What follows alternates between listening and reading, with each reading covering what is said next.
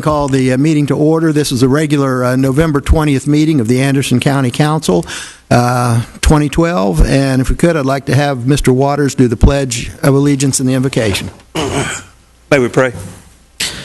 Our most gracious Heavenly Father, we thank you for the blessings that you've already given us. Thank you for allowing us to be here tonight.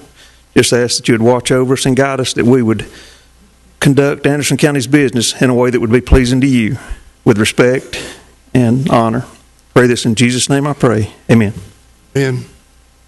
I pledge allegiance to the flag of the United States of America, to the republic for which it stands, one nation, under God, indivisible, liberty and justice for all.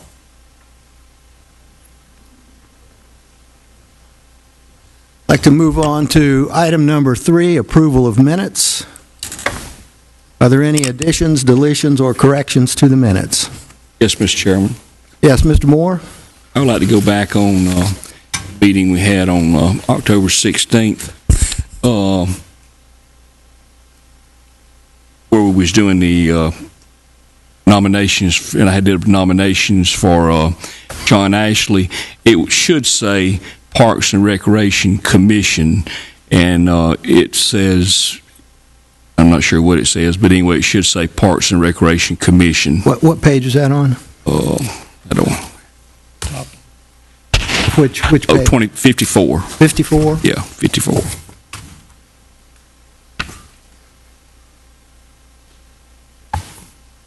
About halfway down there. About halfway down? Yep. All right. And you want that? It should say Parks and Recreation Commission. Okay, that's duly noted. Thank you, Mr. Moore. Are there any other additions, deletions, or corrections? Is there a motion to accept the minutes with the correction as noted by Mr. Moore? So moved by Ms. Wilson, second by Mr. Dunn. Those in favor, raise your right hand. The vote is unanimous. All right, moving on to citizens' comments. And before we move to this item, I owe one of our council members an apology, Ms. Floyd. At the last council meeting, someone did make a derogatory remark regarding Ms. Floyd, and I did not gavel it out of order, and that was my fault. So I'm apologizing for that. So during citizens' comments this evening, as everyone knows, you have 3 minutes. Please state your name, the district you live in, and comments initially are on agenda items. Any comments directed to the council should be directed towards the chairman. All right. Yes, Ms. Floyd. Mr. Chair, we set those same protocols a couple of years ago. I think it was under the leadership of Mr. Dunn that we said that you had to take your comments to the chair, and we were not supposed to call names. I think it's very gracious of you. And I thank you for offering the apology on your part. I appreciate that. But right now, I hesitate to accept anything. I have been so badly beat up here. I'd just like to wait and just see if we are ready to move on with this council and treating everyone the same. Thank you. Thank you, Ms. Floyd. Mr. Pitts, how many folks are on it? 2? Hey, Mr. Chairman. All right. First up is Ronald Scaglione, if I'm pronouncing that right. All right.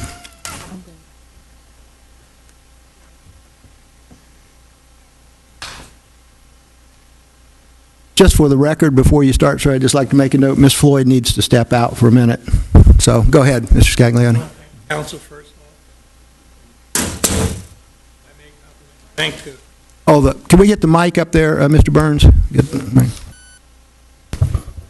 Scaglione needs to be made.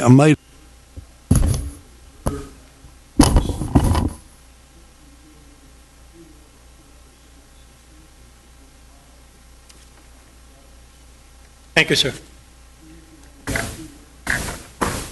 Thank you. Yeah. I don't need much more, but thank you. I'll wait.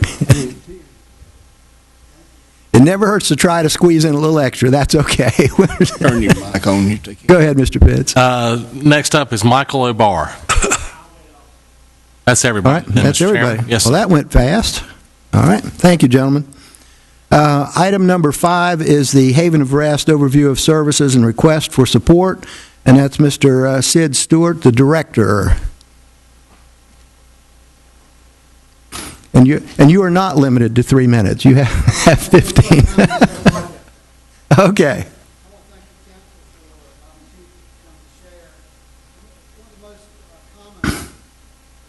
Remarks I get about the Haven Westminster once people find out what's going on is that you're the best kept secret in Anderson. So part of the reason I'm here tonight is to try to share with you what is going on right here in our area. The Haven Westminster was founded in 1960, not far from here. It's kind of a soup kitchen. A rodeo rider named Hugh Parsons came to know the Lord in Akron, Ohio, with the Haven Rescue Mission, and that allowed us to use their name. Unbeknownst to him, there was some businessmen that was meeting up at the post office praying that they could start a soup kitchen here to meet some of the needs of the homeless people. So, in God's providence of things, he put together those two elements, and the Haven was started in 1960. Since that time, it has evolved into much more than that. Before, I'd say 15, 16 years ago, it was nothing but what we call free hot pot, where people come, homeless people come and get a meal for the day, and maybe a shower, and back out the next day. What was happening was it was a revolving door, and we were seeing virtually no lives change. About 14 years ago, we began a long-term program to not only help a person feed a person a fish for the piece of fish for the day, but teach them how to fish for the rest of their life. And so it has evolved into a process that I'll describe later. But a couple of statistics. I think the Haven Arrest meets the needs of just about any citizen in Anderson County, whether they're of the faith community or not. One of the representatives from the police department said the DM rate per inmate is about $45 a day, and that's plus medical expenses.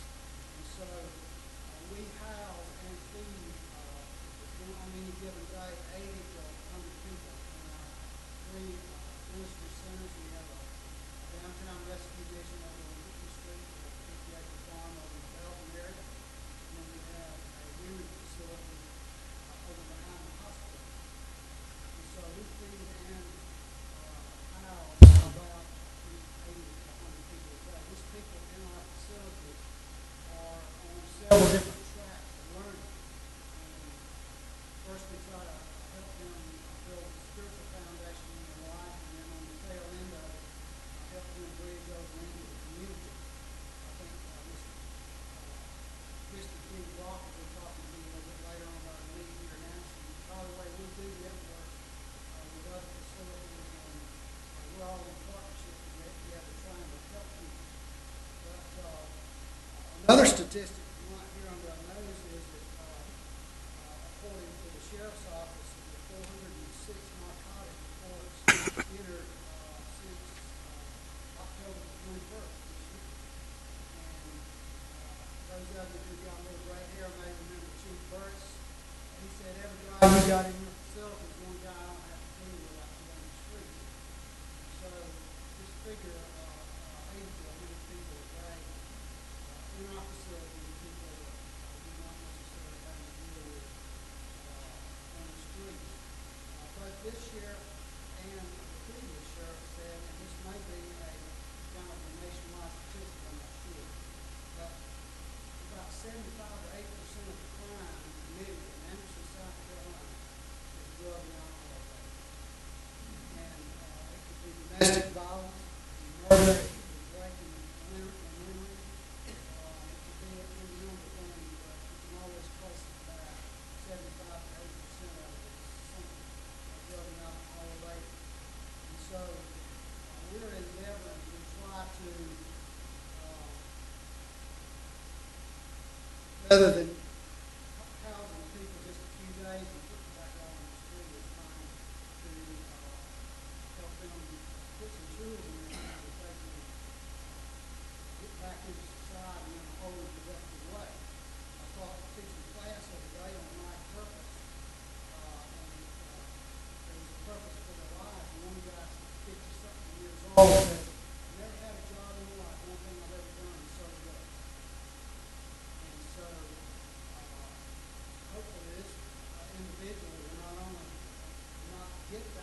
deciding to get out of society for the first time.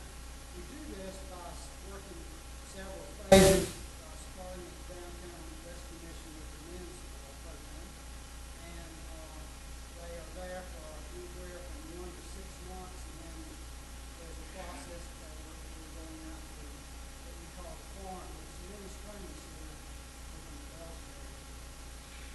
And they're there for a year. During that year, they're in class, they're working on the farm or in other ways. And then towards the latter end of their training session, we are trying to prepare them to go into society. We have men in college right now. We have one right down to Tech. Just had a young man who graduated from Anderson University. We've had men who go into business, men back to their families.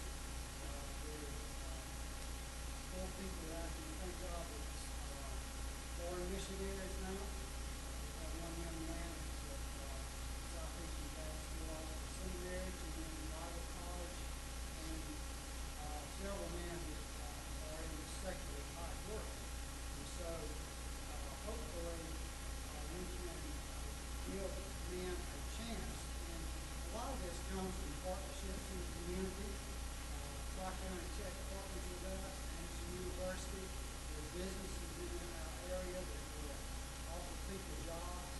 And, so there's a lot of support from the community. And so I appreciate the Anderson, South Carolina Christian Alliance talking. We have an area that has a lot of help for people who want to help.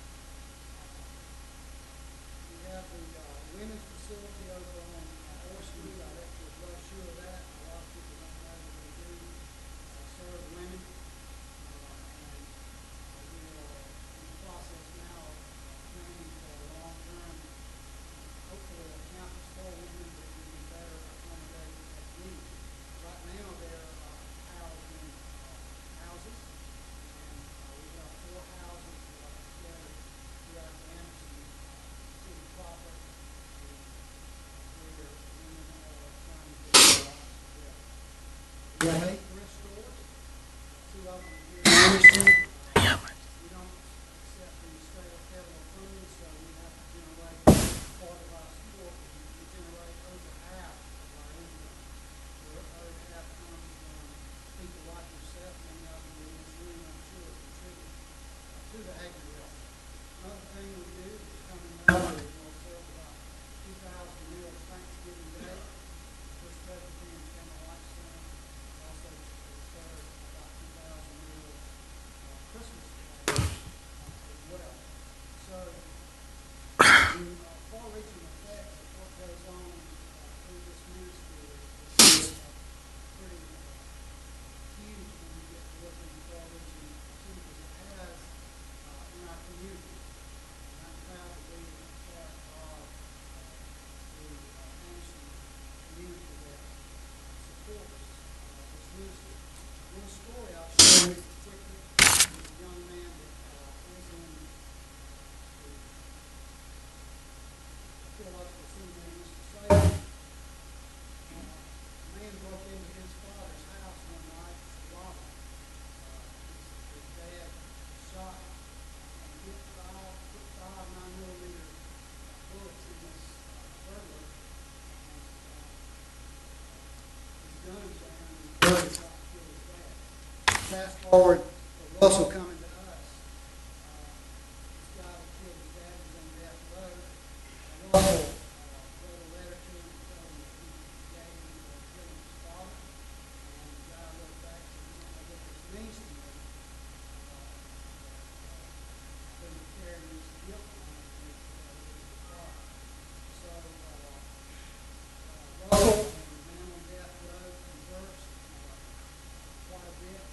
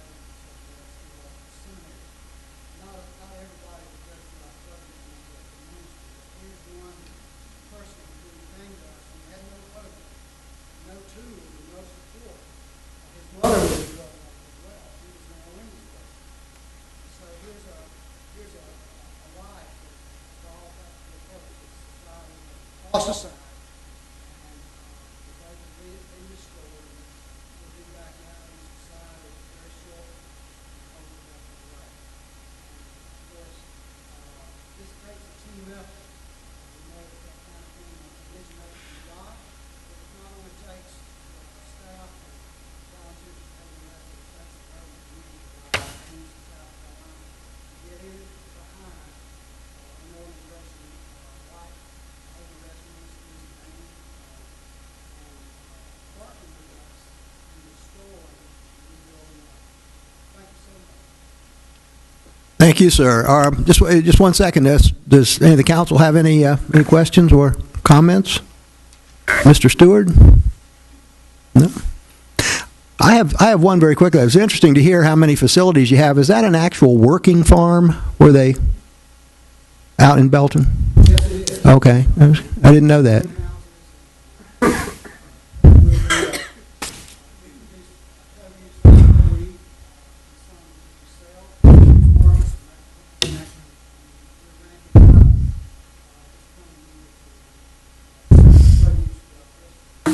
All right. Well, thank you, sir. I think you do a great job at Haven of Rest, and I really appreciate what you do. Thank you. Thank you so much.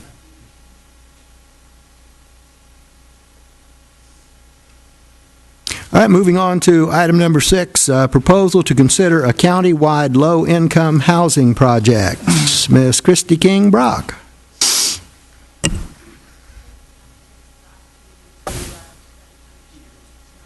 Mr. Chairman, I think we need to get the mics. Them folks back there can't hear. So is there anything we need to do, Mr. Carroll? Turn it up or? Can you hear okay? Is it on now? Aha. And before you go ahead, just let me make note, too, that Ms. Floyd is back. I better announce that since I'd said she left. We'll make sure we get her back. Appreciate that, Mr. Chairman. Sorry. All right, thank you. Go ahead, Ms. Brock. I'm Christy King Brock. I'm the Executive Director for Anderson Interfaith Ministries, and I've asked Steve Compton, he's my Emergency Assistance Coordinator, to be with me tonight because he has a lot of wisdom and things that he can share. I want to thank you for the opportunity and say that AIM has fortunately been in a situation that we have never really approached council for funding. We were very fortunate many years ago when we first purchased our food pantry that you were willing to pave the parking lot there at our food pantry so we could get trucks in and out to unload on the loading dock, and we really appreciate that. Several of you have been very generous and helped us through your discretionary money. But the reason this came up, we have a training facility now. We have an asset building and education position, and that person works out of our training facility. Unfortunately for us, we lost that person. Fortunately for her, it was a wonderful opportunity. But we had invested quite a bit of money in training her. She was a HUD certified counselor. She had gone through some NeighborWorks trainings and a lot of trainings in dealing with housing. We administer an IDA program, and if you don't know what that is, that's an individual development account program. For every $1 that people save, it's matched with $3. Once they have saved $1,000, it's matched with $3,000, but they also have had to complete 30 hours of financial wellness. This asset can be used for education, home ownership, or small business development. So that's one of the things that we're doing around home ownership. In our training facility, we're also offering GED classes, budgeting classes, parenting classes, and a lot of those classes. But when this young lady took this opportunity and left, I thought, wow, we don't have the county a position that is really focused in on housing. And people ask me all the time, I've been in this field for 22 years, they say, what's the greatest need we have in Anderson County? And it's housing. Decent, affordable housing is the greatest need that I see in Anderson County. Because when those folks come out of the farm at Sid's, they can't find decent housing to go into. And I'm going to turn it over to Steve and let him talk with you about a grant that we have. We're funded through the Office of Economic Opportunity, the Office of the Governor, with an Emergency Solutions Grant. And the purpose of that grant is for rapid rehousing. So folks that come from shelters, folks that are living on the street, folks that are coming out of a domestic violence situation that can be proved, we can help them with deposits and sometimes multiple months' rent, all of their deposits and rent. But there are a couple of catches, and instead of me telling you about it, I'm going to let Steve, because he deals with it, and his frustration level is about here. And that is why I thought a partnership between the county and Anderson Interfaith Ministries might make a lot of sense, and that's why I bring this to you tonight. I'm going to let him share some, and then I'll wrap it back up. Thank you for your time, Council. We have an emergency solutions grant. It's a federal grant administered through the governor's office. It allows us to help people who have made some steps to reestablish their lives, folks who are coming through Salvation Army, Haven of Rest, or other steps, they've hit bottom, they've become homeless. But now they've gone out and they got a job. They've gone out, they've pounded the pavement, they've got someone to believe in, and they started with getting the income, beginning to earn their way.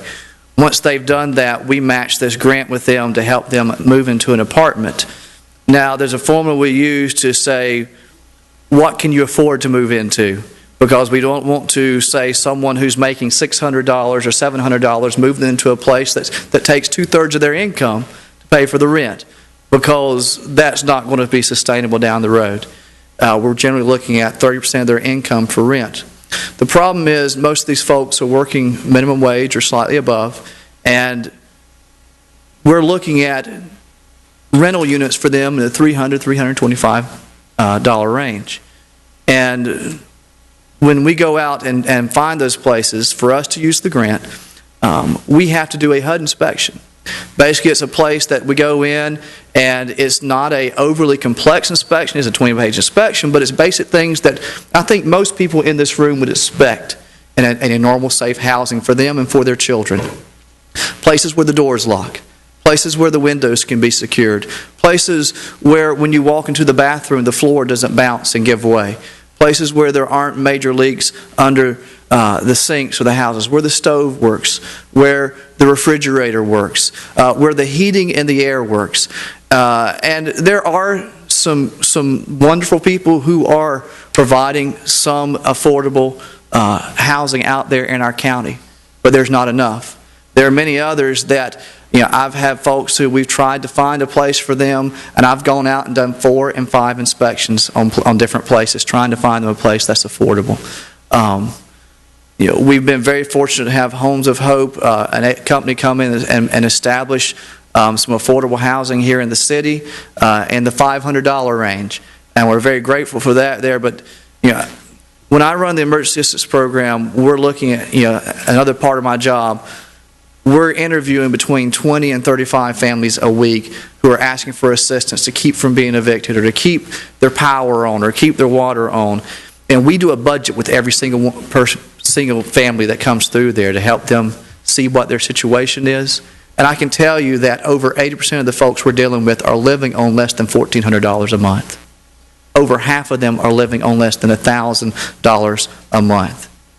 And if you're living on $1,000 and you're trying to support several children, $500 is maybe affordable, but it's not affordable enough. And we need more resources here in Anderson County. I used to work for the Upstate Homeless Coalition, which was connected to some HUD funding here in the Upstate. I can't provide exact details, but I believe if we establish a county position, that will enable more HUD funds to come here. Those are funds that taxpayers of our county have paid on the federal taxes that are going out, and they're going to be spent somewhere. It would be nice for them to be spent on Anderson County instead of our tax money going to pay for other counties. Another thing that I think most Anderson County citizens don't realize is that we don't even have a county housing authority here. That people that live in the county of Anderson have to drive to Lawrence to apply for housing assistance. There's something wrong with that picture. So I think there are a lot of things around housing that the citizens of this county aren't aware of. I think that if we entered into a partnership, we've been doing this kind of work for 22 years, and I think we've done it pretty well. We squeeze every penny out of every dollar that comes to us. And I think that if we could get down and discuss a potential partnership between the county and Anderson Interfaith Ministries to have a housing position where a person was focused just on meeting the housing needs of this county, that we all, as Anderson County citizens, could win. So I thank you for this opportunity. I look forward to being contacted by you to determine how we move forward as far as sitting down and looking at a proposal The funding that we receive is matching. And so if we could come up with some dollars to help us staff this position, that helps us bring in additional dollars to help place people, and also making people aware. There are those nonprofit builders out there, like Homes of Hope, Don Oglesby, like Nehemiah Project, Tom Faulkner. Anderson County has never attracted those people here. Finally, the city has, and we've got some really nice houses, duplexes that they have built. We need to do more in the county, and these people are hungry to come to Anderson and build these units. We need to welcome them here. Thank you for your time. Thank you. Hold on just one second. Let's see if anyone from council has any questions. I have questions. Yes, Ms. Floyd. Thank you. I have been working with this problem for a long time now. The first step that we did was we contacted the Vanguard company about coming in to build senior citizens residence. And they did it in the county, right outside the city, in the county, off of what was called the Putt-Putt Golf Course in that area. Okay, I know what you're talking about now. Yeah, I think that Mr. Ricketson in the audience there was one of the primary people who helped us to work that in. We had to do a lot of we had to jump a lot of hoops to get there. It's not easy as you may think it will be, but it is not easy. But we did that one. And I have called down to Columbia to find out why is it that we, Anderson County, as big as we are, must go all the way to Lawrence to apply for assistance. They explained to me that they only have a few areas throughout South Carolina that you would have to go to, and Anderson County is not one of the areas. And they did not seem too interested in putting us in the books on our own, because we could handle our own people without having to go. I have had to arrange transportation for people to go down to Lawrence to apply. It doesn't seem fair, it doesn't seem right. But at the time we were doing that, we could find, we didn't get much help. We were not encouraged at all. But if you've got some ideas of how we can change that little part in there for our Section 8 people, I would be willing to work with you. Fantastic. Okay. And a couple of years ago, I just want you to know that it was District 2 who paved that parking lot for you. We sure appreciate it. All right. Thank you for that. Thank you. Anyone else? Council? If not, Ms. Braga, I compliment you. The work you do is exceptional. You do a great job down there, and I know times are a bit trying right now, so we really appreciate the presentation tonight, and we'll certainly discuss this and see what we can do. Right, and I invite any of you to come down and tour if you really want to see it happening. Tomorrow afternoon we'll be passing out turkeys. We're averaging about 900 families a month that's being served out of our food pantry, so I encourage you to come down. We've renovated 4 of our 5 buildings this year, and I invite you all to come down and see firsthand the work that we're doing at AIM. Thank you. Again, thank you very much. All right, moving on to item number 7, citizens of Brook Hollow Road. Mr. Crowder. Well, thank you, Chairman.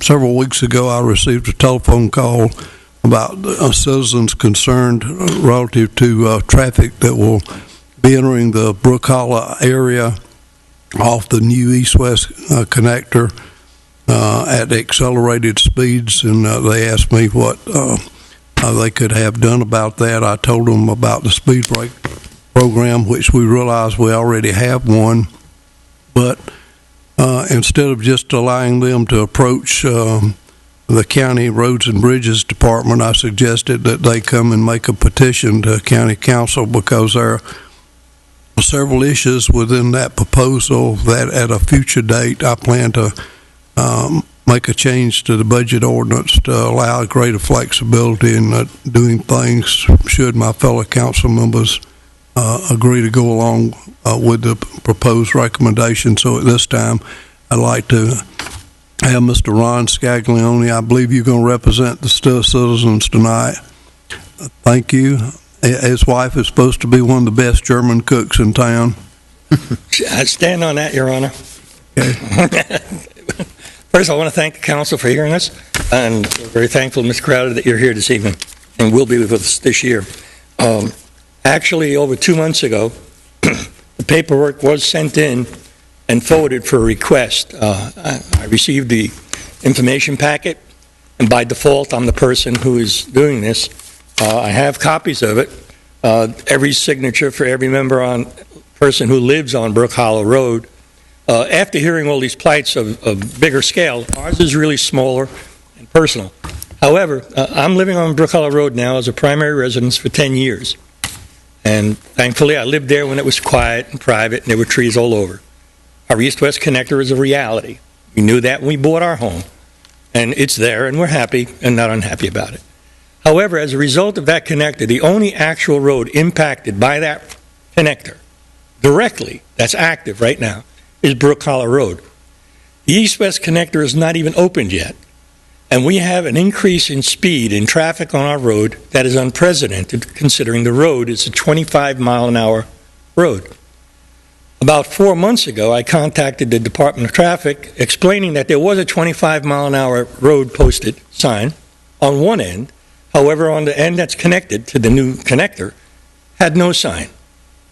Eventually, they came in about 1,000 feet from that connector, which is way after you come onto Brook Hollow Road. They put a 25-mile-an-hour speed limit sign. What we're asking is, our driveways are mostly blind driveways. It was a very rural road almost. I happen to be in the city, although I live on that road. If you came down that road, you wouldn't see but maybe 2 or 3 homes. We have cars coming down that street now 45 and 50 miles an hour. We went out and purchased our own signs to add more signs for 25-mile-an-hour speed limits on that road. When I go out and cut my grass, or if I come out with my tractor, because I have an agricultural part, a farm with animals on it, if I come out and I don't look both ways, you're going to have a car swerving. We've had cars swerve off the road within the past 6 months because of the speed that they were traveling at and somebody coming out of their driveway. I have not received a reply from the letter that we mailed out in September with all the signatures and all the information requested. All we're asking, check our road out. It's a 25-mile-an-hour road. If we don't track traffic doing twice that speed, then we really don't belong here, and I shouldn't be speaking with you. So that's what we're asking the council. I'm certain if you allow Mr. Obar to speak, he can explain maybe an incident or two that he's seen also. John Farr sends his regret. They've had a loss in their family. He would have been here this evening, as were some other members of our block. But we do have the petition. We do have every signature. What we're asking is why we haven't heard. Can we hear? Can we proceed? And is Brook Hollow a 25-mile-an-hour road? Now, I don't believe the east-west connector changed our ordinance or changed our block. And yet, we have a double line that comes a third of the way off the connector into Brook Hollow Road. There were never any lines in the middle of our road. A 25-mile-an-hour road doesn't require that. Now we have these double lines coming off the east-west connector that go into Brook Hollow Road. When they jump the east-west connector from Hobson Road, there is not going to be a light on that intersection. So whoever's going to make that crossing, and they do because it's a shortcut to Walmart, they're going to be accelerating across that east-west connector. They come right into our turn, directly into my driveway. If they don't make that hard right turn, they're coming into my driveway. If Mr. Farr is coming out of his driveway, he's going to be blindsided. If the O-bars are coming out of their driveway, you won't see them. So all we're asking is any kind of assistance that we can have, even a speed limit sign at this time at the connector, showing that our road is 25, will help immediately. If not, or if yes, please consider our request for a speed bump. We know it'll stop that from being a shortcut. We know it'll help the traffic on that block become close to the speed it's supposed to be. Thank you, gentlemen. That's all I have. Thank you, sir. Are there any questions? Ms. Oh, I do. Has Mr. Hopkins looked at the situation there? I do not know that. That would be the first orders to get Mr. Hopkins and our road department to look at Well, that. we talked with Mr. Hopkins, and Mr. Hopkins indicated that he talked to South Carolina DOT, because South Carolina DOT has the East-West Connector liability there. They were supposed to work out some kind of agreement. And we do have the speed bump ordinance. If the driveways are 100 feet apart, which they probably are not in Brook Hollow, they can be put in. But I do agree we do need to address the other requirements of that. I railed about that when it was passed, I think about 03, 04. People would have to pay out of their own subdivisions for it, even when other exterior causes created the problem. And it was just not, it was an untenable situation. So I would be glad to work with you and all of us. We need to do that. I've had this issue come up in District 7 before. But, while SCDOT may be responsible for the east-west connector and maybe a few feet in or off of the east-west connector, we still have those concerns. I didn't know there was a problem there, but... Well, my suggestion was, instead of waiting and putting a 25-mile-an-hour speed zone sign far in, it needed to be further out. Yes. Because people coming off the east-west connector need to see the sign immediately, instead of after they passed all the hidden venues. It could result in somebody getting killed, but yes, sir. Exactly get sympathy in Another that area. But we will move forward on it. That's why I wanted you to come to full council. Another thing that we can do is make a request of the state troopers and the sheriff's department. I had this issue in District 7 not long ago, and in that case, they came and sat there a few different times, and that slowed it down. But then Mr. Hopkins did a study, and the problem that we had on Beaver Dam Road, where Brazil goes into it, was they were coming off 85 onto 29 and then onto that, and they were going like 60, 65 miles an hour, and it was a Y turn.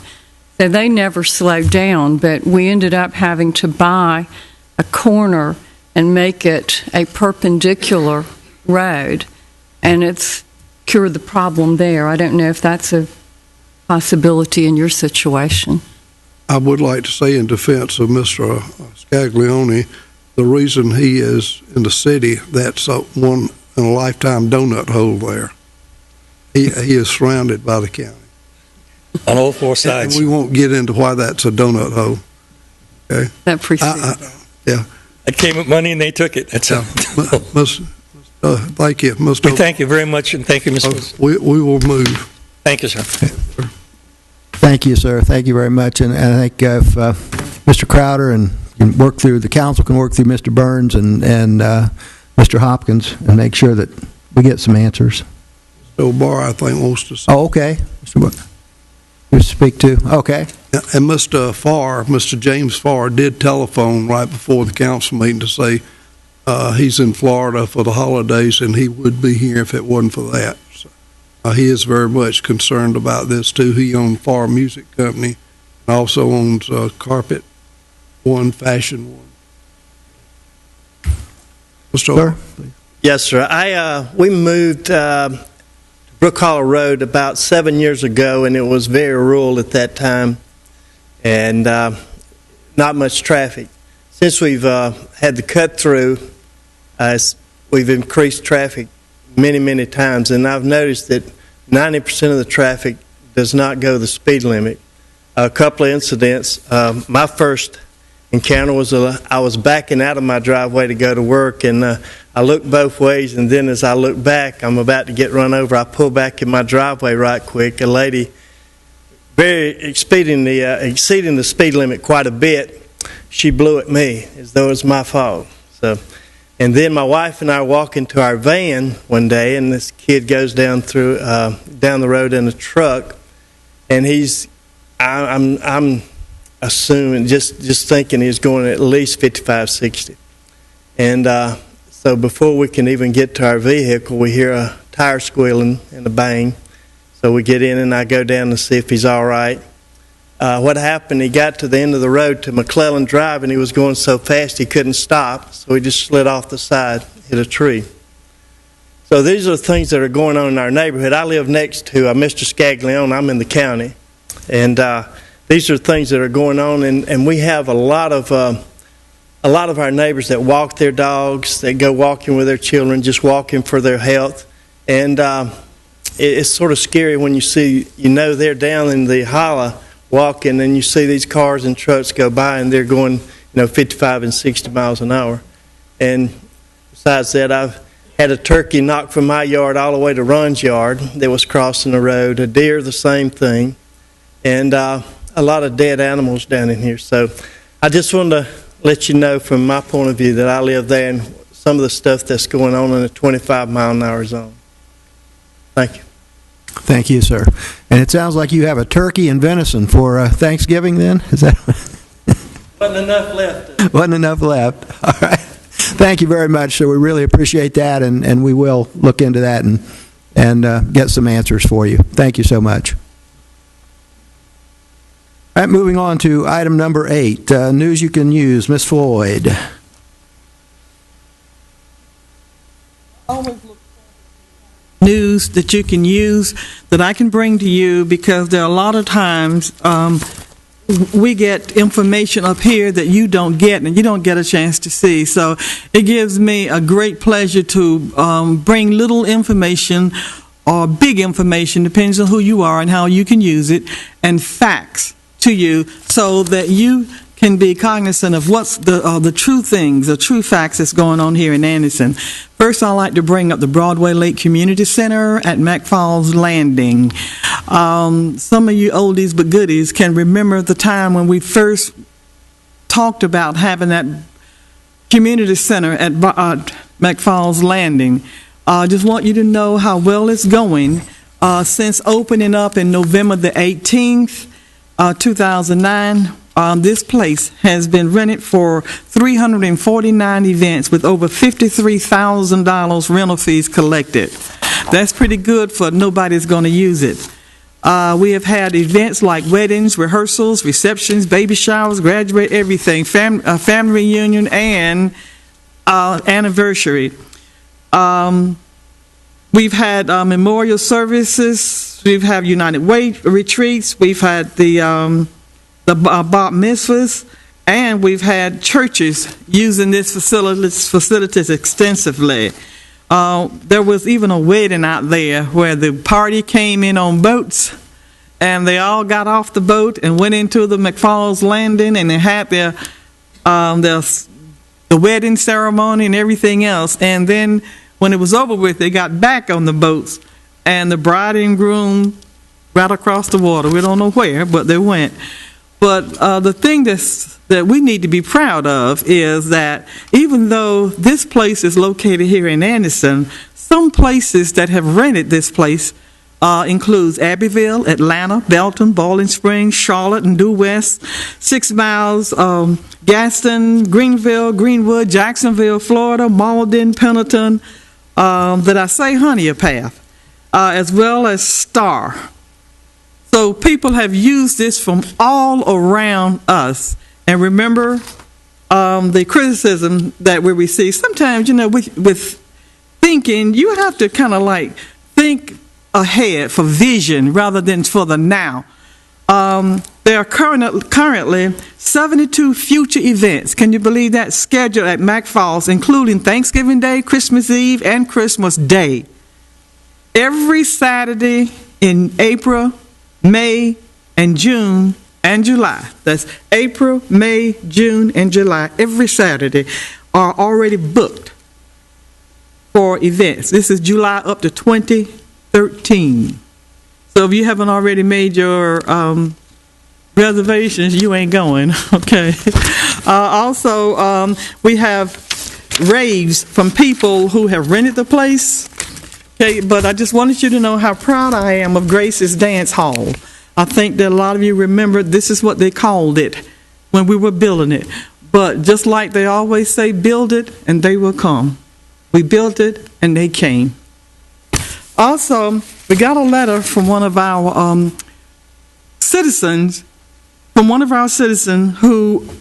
is always keeping us up with what's going on and finding little things about the county that we need to be aware of. I thank him very much for what he does, but today we got a letter saying that we need to look at the voting areas.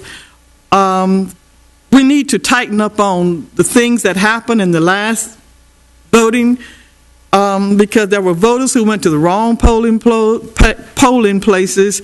There were voters who were not eligible. They had problems with voting machines and things. I think they had to close down one of our precincts because of voting machines, which did open, however, later on that day. They had long lines and long waiting lines, and there were issues with paper and absentee ballots. And he's strongly suggesting that we take this time before the next election and let's look at our voting procedures. Let's look to see just what went wrong in this election that we can stop in the next election. We have a problem with the state, but that's going to be settled in court. Also, I've got a letter here from one of our premier real estate personalities, and he is asking us to give some thoughts in making changes in the zoning ordinance. He says that in his opinion, he thinks that the ordinance that was passed in 1999 was a bad law, one that has many flaws and one that may have some parts that are unconstitutional.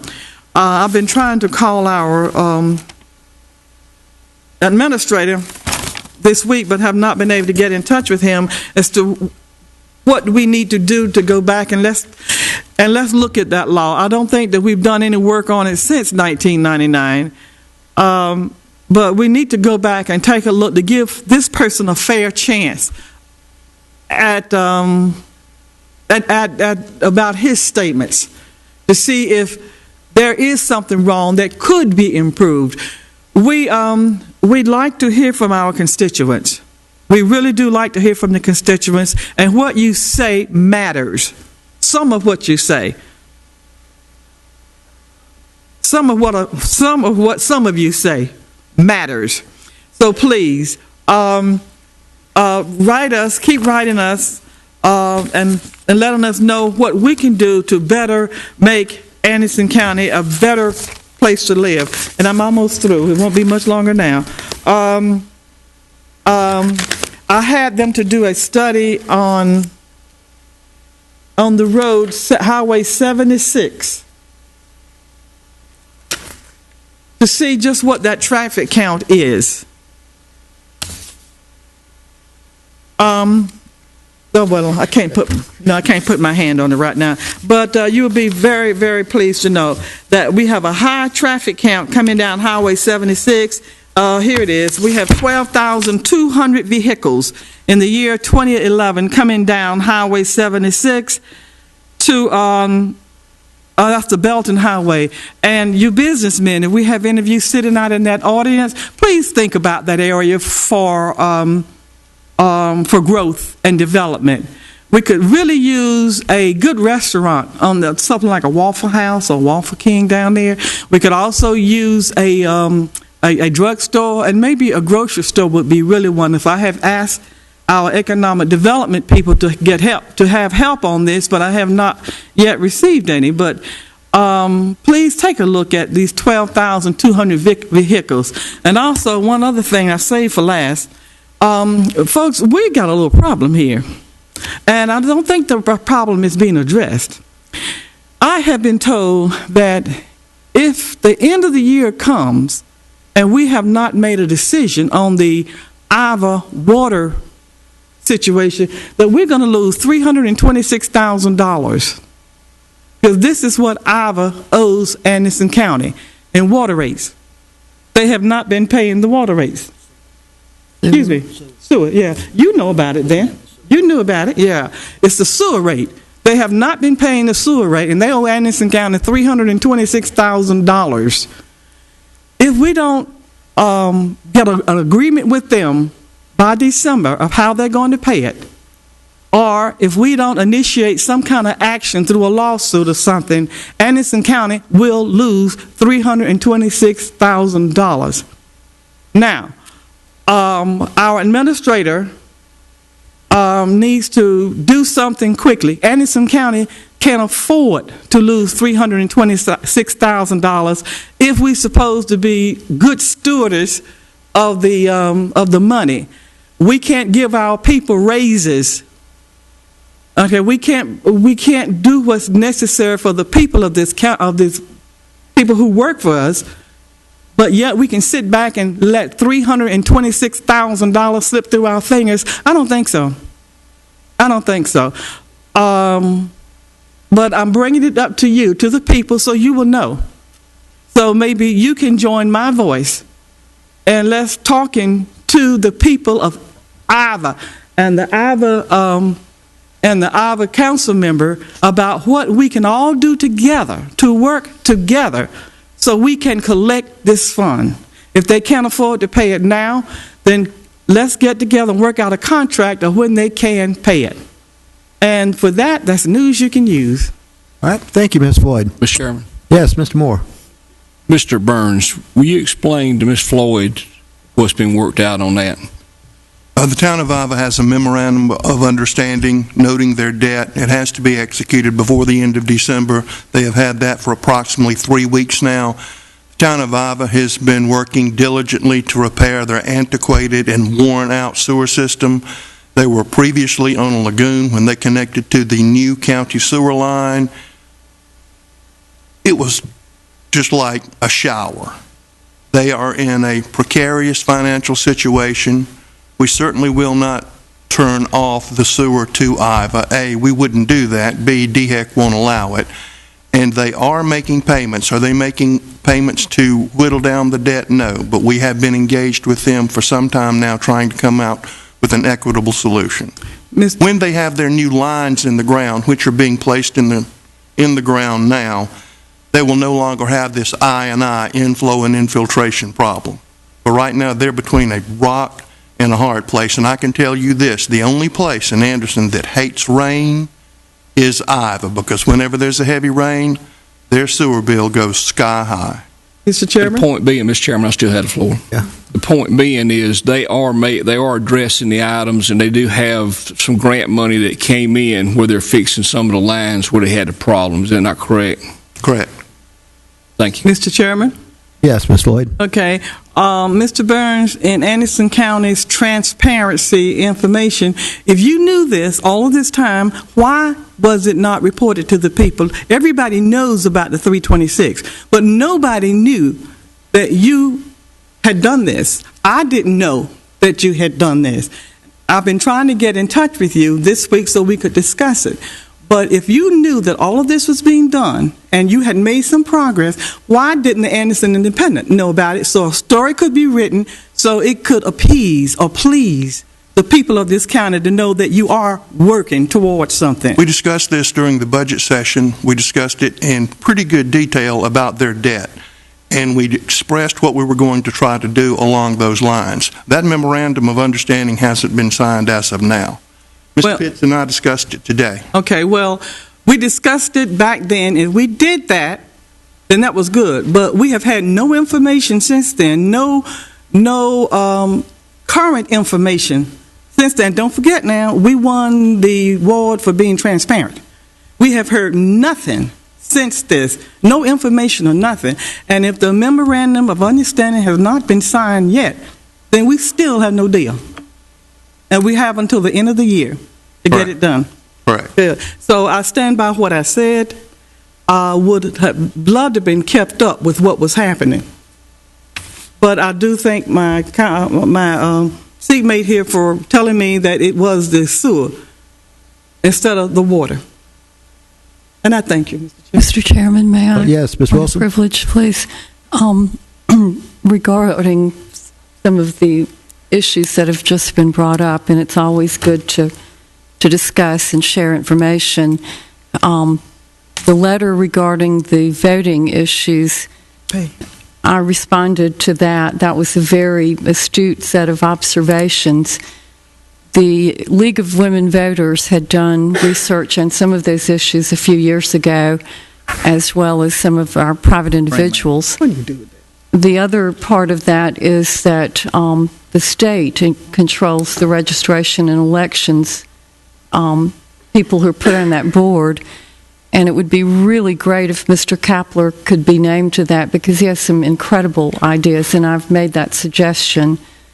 He has brought so many very, very good ideas to the county.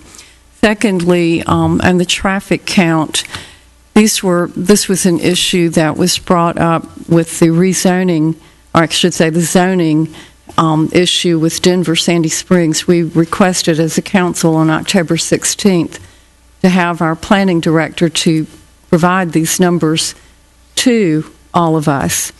Long story short, I checked up on this Thursday and Friday and nothing had been done.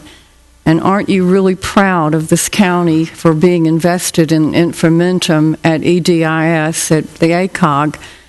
Even Mr. Bentley wasn't aware that this was a set of information that you can request and derive through ACOG. We now have some dated, their 2011 average daily traffic counts for the general vicinity of I-85 and Clemson Boulevard. And we do need to put in a formal request to have the traffic study done where Royal American comes in to Clemson Boulevard and destination also. That needs to be refined down to get those numbers. And the second thing is we requested an accident report, and they have found there have been about 6 fatalities in that general area, which is a very strong concern. We need to have our DOT, both county and state, and whoever else we can pull into, look at ways to mitigate that. And on the sewer situation, adding to that, that was a situation where IVA was sold on the notion of running 17 miles of forced main line from IVA instead of trying to deal with the situation at hand, and it has really created a great deal of difficulty. And this predates all of the folks up here except for Ms. Floyd and me. Thank you so much. Thank you, Ms. Wilson. Anyone else? Mr. Chairman. Yes, Mr. Just Dunn. like, and I might be wrong on this, but if each council member look, we get a weekly newsletter from Hopkins Department, and I believe periodically we have had updates on the sewer payments on that. I think find out. I believe that's where I've been getting my information from. All right. Thank you. Thank you. I have not. Ms. Floyd? I have not seen an update on that. But being a council member, I expect to get updates that are regularly, and I would rather get mine from the people. I know you can't call all 7 of us, but there have been times when 1 or 2 of us have been called about things. Okay, but I still stand by what I said, that we need to get busy. But do you get that report in your box weekly from Mr. Hopkins' Yes, in office? fact, I have 2 of them right here. Those are very informative. Listen, I was the first one that got them, first one to request them. Okay, so all right. That's how y'all getting them. But anyway, Okay. I do get them. All right. And yes, Mr. Moore. They have really worked hard down there trying to stop their leaks on the rainwater going into their sewer system, and they've had some grant money that they have been awarded to fix it, and they have been working very, very hard, and I really feel that you will see an increase in their payments and stuff that will be coming in, but they've got to stop the water going in, or it's not going to get any better. And their population down there is just like a lot of small towns, so it's dropped. There's nobody down there to pay the bill, so you can't increase a sewer bill down there because the people can't stand it. And if you look at the per capita income in the census, and you'll understand what I'm talking about, and they're paying what they can pay. And we're very fortunate that they're able to pay what they can pay. And hopefully now that the grant money has come in and they're repairing a lot of the lines, you're going to see it's going to get a lot better. And With that, thank you, Mr. Chairman. All right, thank you. Anyone else? We'll take a 5-minute break. All right, we'll take a 5-minute break.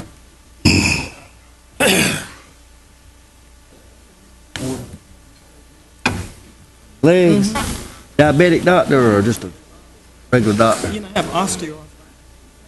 Yeah, but the pill didn't work. Well, I hate to hear that. Doing anything for you? They doing anything? Well, God, I hope they do.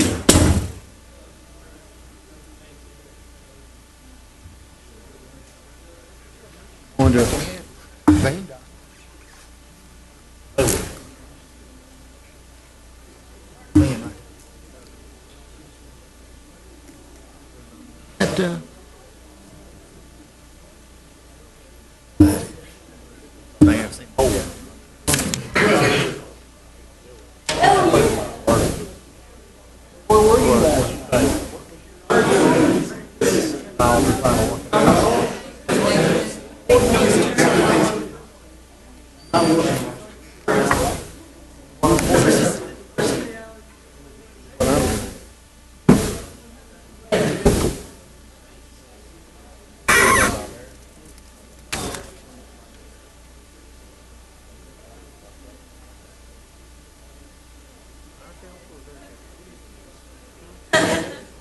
Put it on. I mean, real. Call Mary tomorrow, crank it out. Untenable. Worked out a very good situation for him. All he had to do was come a left, come around. Hi. Come right here. Pleasure to meet you. This is Mr. Mike Fitz, the county attorney. How are you?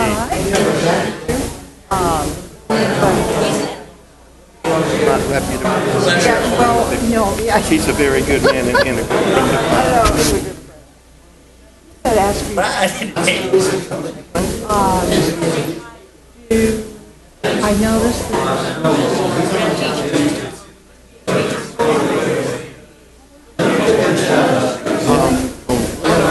That gentleman there has it on cable channel. The other gentleman works for a radio station, WAIM. Okay. And they stream it live and you can go back and look at it. Okay. But if everything goes like I hope it will,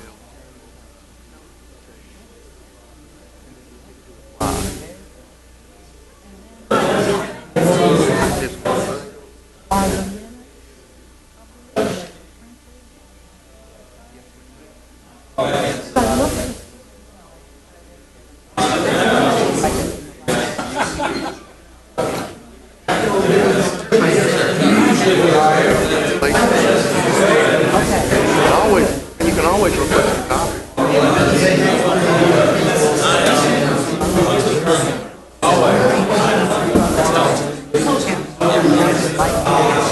It's clear across the country. Okay, clear. Well, if you need extra cats, I'm the person. If you need extra dogs, I'm the person.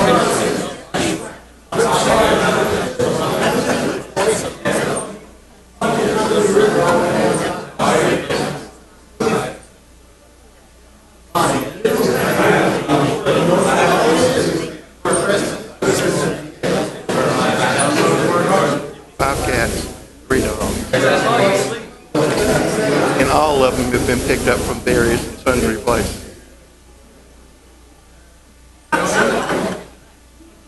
No, I wish I could, but I can't.